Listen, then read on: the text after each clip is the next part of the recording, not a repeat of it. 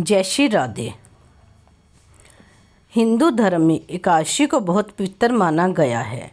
कहते हैं एकादशी का व्रत सभी व्रतों में सबसे कठिन होता है, लेकिन एकादशी के व्रत के जितना फल किसी और व्रत में नहीं है।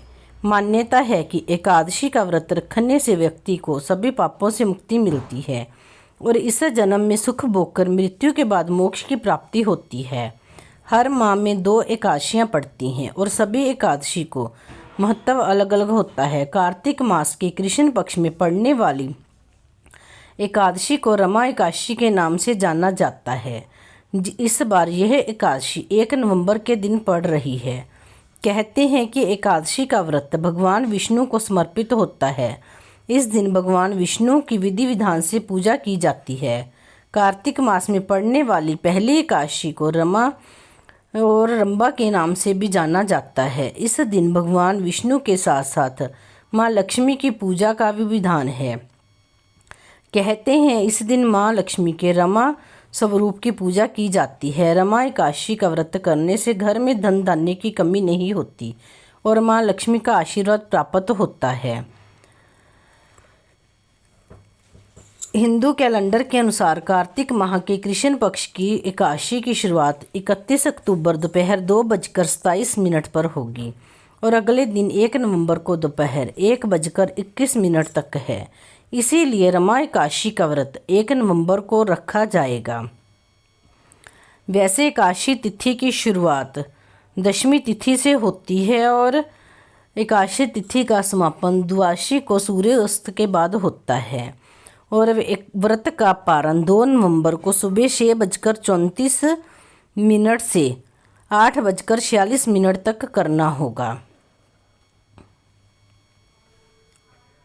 रमा एकादशी के दिन भगवान विष्णु और माता लक्ष्मी दोनों के साथ में पूजा की जाती है। मान्यता है कि रमा एकादशी के दिन व्रत करने से सुख समृद्धि और शांति की प्राप्ति होती है। इस दिन विधिवत पूजा करने से धन से जुड़ी हुई समस्या और कर्ज आदि से मुक्ति मिलने की मान्यता है। इस दिन माँ लक्ष्मी के रमा स्वरूप की पूजा की जाती है। इस एकादशी का नाम माँ लक्ष्मी के नाम पर ही रखा गया है। एकादशी के दिन सुबह जल्दी उठकर स्नान करने के बाद घर के मंदिर में दीप प्रज्वलित करें। इसके बाद भगवान विष्णु का गंगा जल से अभिषेक करें और पुष्प तुलसी दल अर्पित करें। अगर संभव हो सके तो एकादशी का व्रत भी रखें और आखिर में आरती करें। इस दिन भगवान विष्णु को भोग लगाना ना भूलें। इस दौरान इस बात का विशेष ध्यान रखें कि भगवान को सिर्फ सात्विक चीज़ों का ही भोग लगाएं और भोग में तुलसी पत्तर जरूर शामिल करें। मान्यता है कि बिना तुलसी के भगवान भोग ग्रहण नहीं करते। इस पावन दिन भगवान विष्णु के साथ माता लक्ष्मी की पूजा अवश्य करें। व्रत के दिन व्रतधारी ध्यान रखें कि दिन में सोए नहीं बल्कि अधिक से अधिक भगवान का ध्यान करें। भजन कीर्तन और मंत्र जाप कर भगवान की आराधना करें, तभी व्रत का पूर्ण फल प्राप्त होता है। रमा एकादशी व्रत की कथा इस प्रकार है। भाव विफल होते हुए अर्जुन ने कहा, श्री कृष्ण अब आप मुझे कार्तिक माह के कृष्ण पक्ष की एकादशी की कथा सुनाइए। इस एकादशी का नाम क्या है तथा इसमें किस देवता का पूजन किया जाता है? इस एकादशी का व्रत करने से किस फल की प्राप्ति होती है? कृपा करके यह सब विधान पूर्वक कहिए। भगवान श्री कृष्ण ने कहा, हे अर्जुन, कार्तिक माह की कृष्ण पक्ष की एकादशी का नाम रमा है। इसका व्रत करने से सभी पापों का शमन हो जाता है। इसकी कथा इस प्रकार है, ध्यान पूर्वक श्रवण करो। पौराणिक काल में मुचकुंद नाम का एक राजा राज्य करता था। इंद्र, वरुण, कुबेर, विभीषण आदि उसके मित्र थे। वह बड़ा सत्यवादी तथा विष्णु भक्त था। उसका राज्य बिल्कुल निष्कंटक था। उसकी चंद्रभागा नाम की एक कन्या थी, जिसका विवाह उसने राजा चंद्रसेन के पुत्र शोभन से कर दिया। वह राजा एकादशी का व्रत बड़े ही नियम से करता था और उसके राज्य में सभी कठोरता से इस नियम का पालन करते थे। एक बार की बात है कि शोभन अपने ससुराल आया हुआ था। वह कार्तिक का महीना था। उसी मास में महापुण्यदायिनी रमा एकादशी आई। इस दिन सभी व्रत रखते हैं। चंद्रभागा ने सोचा कि मेरे पति तो बड़े कमज़ोर हृदय के हैं, वे एकादशी का व्रत कैसे करेंगे। जबकि पिता के यहाँ तो सभी को व्रत करने की आज्ञा है। मेरा पति राज आज्ञा मानेगा तो बहुत कष्ट पाएगा। चंद्रभागा को जिस बात का डर था वही हुआ। राजा ने आदेश जारी किया कि इस समय उनका दामाद राज्य में पधारा हुआ है, अतः सारी प्रजा विधान पूर्वक एकादशी का व्रत करे। जब दशमी तिथि आई तब राज्य में ढिंढोरा पिटा दिया। उसे सुनकर शोभन अपनी पत्नी के पास गया और बोला, हे प्रिय, तुम मुझे कुछ उपाय बतलाओ, क्योंकि मैं उपवास नहीं कर सकता। यदि मैं उपवास करूँगा तो अवश्य ही मर जाऊँगा। पति की यह बात सुनकर चंद्रभागा ने कहा, हे स्वामी, मेरे पिता के राज्य में एकादशी के दिन कोई भी भोजन नहीं कर सकता। यहाँ तक कि हाथी, घोड़ा, ऊंट, पशु आदि भी तृण, अन्न, जल आदि ग्रहण नहीं करते। फिर भला मनुष्य कैसे भोजन कर सकते हैं? यदि आप उपवास नहीं कर सकते तो किसी दूसरे स्थान पर चले जाइए, क्योंकि यदि आप यहाँ रहेंगे तो आपको व्रत तो अवश्य ही करना पड़ेगा। पत्नी की बात सुनकर शोभन ने कहा, हे प्रिय, तुम्हारी राय उचित है, परंतु मैं व्रत करने के डर से किसी दूसरे स्थान पर नहीं जाऊंगा। अब मैं व्रत अवश्य ही करूंगा, परिणाम चाहे कुछ भी क्यों ना हो। भाग्य में लिखे को भला कौन टाल सकता है। सभी के साथ शोभन ने भी एकादशी का व्रत किया और भूख और प्यास से अत्यंत व्याकुल होने लगा। सूर्य नारायण भी अस्त हो गए और जागरण के लिए रात्रि भी आ गई। वह रात शोभन को असहनीय दुख देने वाली थी। दूसरे दिन सूर्य उदय होने से पूर्व ही भूख प्यास के कारण शोभन के प्राण पखेरु उड़ गए। राजा ने शोभन के मृत शरीर को जल प्रवाह कर दिया और अपनी पुत्री को आज्ञा दी कि वह सती ना हो और भगवान विष्णु की कृपा पर भरोसा रखे। चंद्रभागा अपने पिता की आज्ञा अनुसार सती नहीं हुई। वह अपने पिता के घर रहकर एकादशी का व्रत करने लगी। उधर रमा एकादशी के प्रभाव से शोभन को जल से निकाल लिया गया और भगवान विष्णु की कृपा से उसे मंदरांचल पर्वत पर धन धान्य से परिपूर्ण तथा शत्रु रहित देवपुर नाम का एक उत्तम नगर प्राप्त हुआ। उसे वहां का राजा बना दिया गया। उसके महल में रत्न तथा स्वर्ण के खंभे लगे हुए थे। राजा शोभन स्वर्ण तथा मणियों के सिंहासन पर सुंदर वस्त्र तथा आभूषण धारण किए बैठा था। गंधर्व तथा अप्सराएं नृत्य कर रही थी।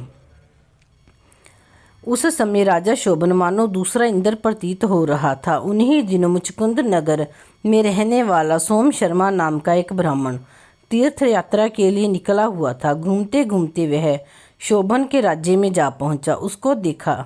वह ब्राह्मण उसको राजा का जमाई जानकर उसके निकट गया। राजा शोभन ब्राह्मण को देख आसन से उठ खड़ा हुआ और अपने ससुर तथा स्त्री चंद्रभागा की कुशल क्षेम पूछने लगा।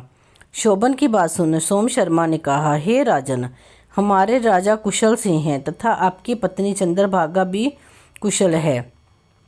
अब आप अपना वृत्तांत बतलाइए। आपने तो रमा एकादशी के दिन अन्न जल ग्रहण न करने के कारण प्राण त्याग दिए थे।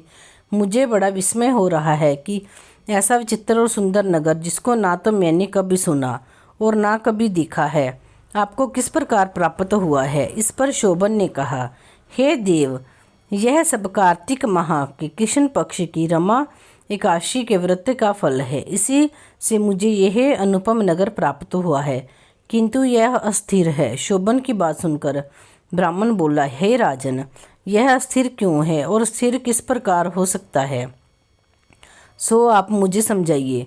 यदि इसे स्थिर करने के लिए मैं कुछ कर सका तो वह उपाय मैं अवश्य करूँगा। राजा शोभन ने कहा, हे ब्राह्मण देव, मैंने यह व्रत विवश होकर तथा श्रद्धा रहित किया था।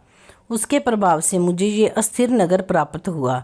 परंतु यदि तुम इस वृत्तांत को राजा मुचकुंद की पुत्री चंद्रभागा से कहोगे तो वह इसको स्थिर बना सकती है।